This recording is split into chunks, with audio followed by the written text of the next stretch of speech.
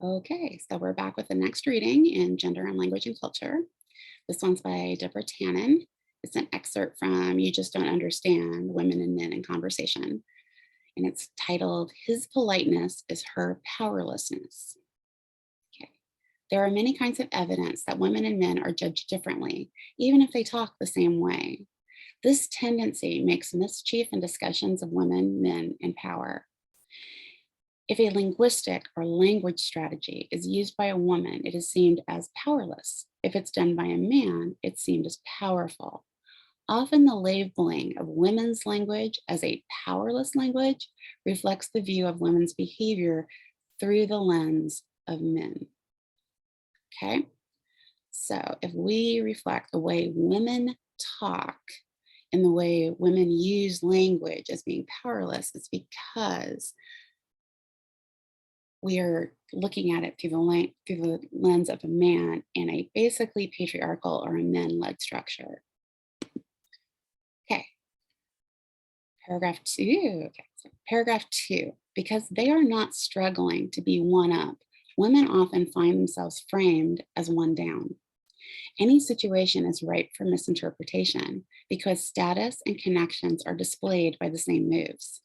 This ambiguity accounts for such misinterpretation by experts as well as non-experts, by which women's ways of talking, uttered in a spirit of rapport, are branded as powerless.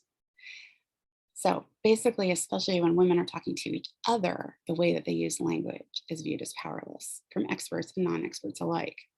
Nowhere is this inherent ambiguity clearer than in the brief comment in any newspaper article in which the couple, both psychologists, were jointly interviewed. The journalist asked them the meaning of being very polite.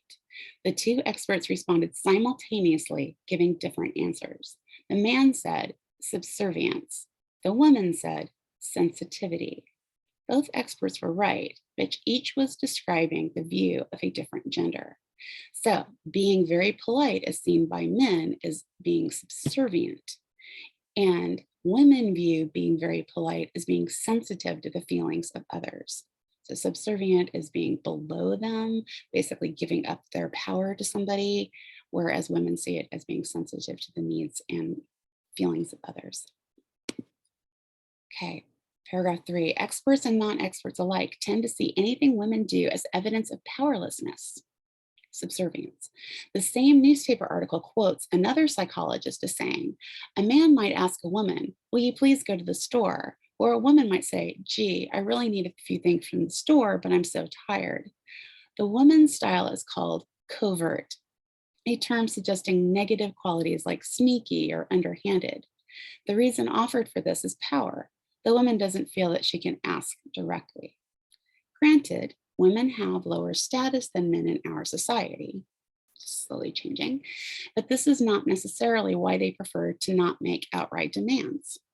The explanation for a woman's indirectness could just as well be her seeking connection, or getting connection with the other person.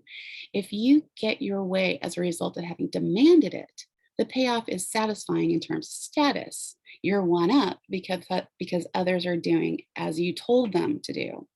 But if you get your way because others happen to want the same thing, or because they offered freely, the payoff is rapport or equality and friendship.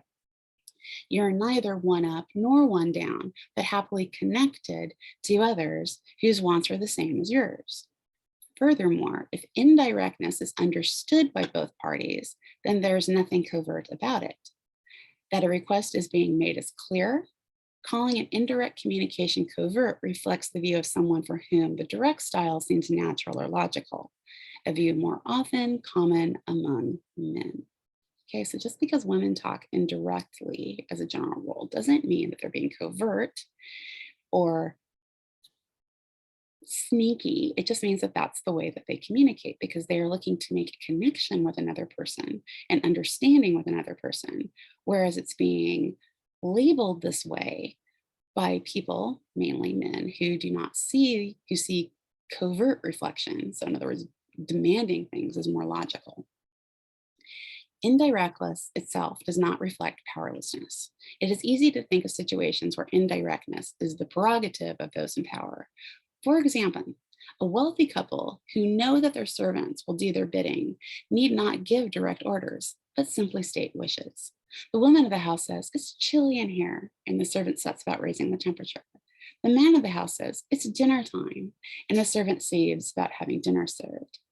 Perhaps the ultimate indirectness is getting someone to do something without saying anything at all. The hostess rings a bell and the maid brings the next course.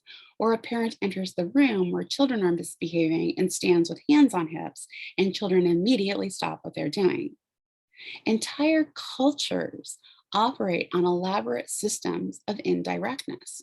For example, I discovered a small research project that said most Greeks assumed that a wife who asked, "Would you like to go to a party?"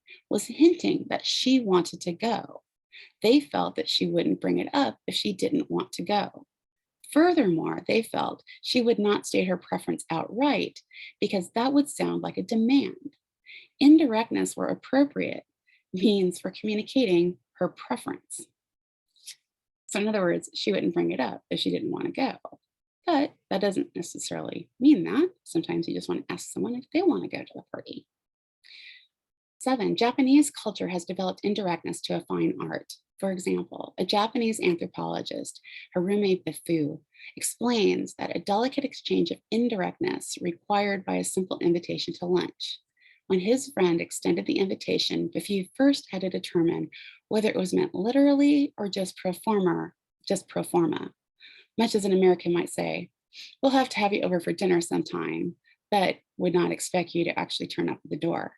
Having decided that an invitation was meant literally and having accepted that invitation, Bifu was then asked what he would like to eat. Following custom, he said anything would do. But his friend, also following custom, pressed him to specify or be specific. Host and guest repeated the exchange an appropriate number of times until Bifu deemed it polite to answer the question politely by saying that tea over rice would be fine. When he arrived for lunch, he was indeed served tea over rice as the last course of a sumptuous meal. Bifu was not surprised by the feast because he knew that protocol required it. He had given what he had been asked for. He had been given what he had been asked for. He wouldn't have, if he'd been given what he had been asked, what he had asked, if he'd been, let me try that one more time. If he'd been given exactly what he'd asked for, he would have been insulted. But protocol also required that he make a great show of being surprised. Okay, so this is a completely indirect culture where you are never saying exactly what you mean, but you are going back and forth enough to very politely get your needs met, whereas you know that it's actually going to be much more than that. 8, this account of mutual indirectness in a lunch invitation may strike Americans as excessive, but far more cultures of the world use elaborate systems of indirectness than value directness. Only modern Western societies, the US and Western Europe, place a priority on direct communication. And even for us, it's more a value than a practice. Okay. Evidence from other cultures also makes it clear that indirectness does not in itself reflect low status. Rather, our assumptions about the status of women compel us to interpret anything they do as reflecting low status. Anthropologist Eleanor Keenan, for example, found that in a Malagasy-speaking village on the island of Madagascar, it is women who are direct and men who are indirect. And the villagers see the men's indirect way of speaking, using metaphors and proverbs, as the better way. For them, indirectness, like the men who use it, have high status. They regard women's direct style as clumsy and crude, debasing the beautiful subtlety of men's language. Whether women or men are direct or indirect differs, what remains constant is that the women's style is negatively evaluated, seen as lower status than the men's status, depending on the culture, depending on directness.